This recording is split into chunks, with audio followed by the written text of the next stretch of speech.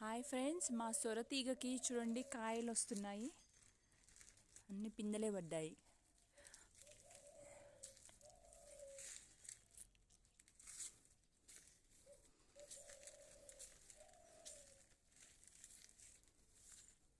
కనిపిస్తున్నాయి కదా, ఈ పొడవు కాయ అన్నమాట. ఇదిగోండి, ఇంకా చాలా సైజు, ఇంకా డబల్ అవుతుంది ఆ కాయ.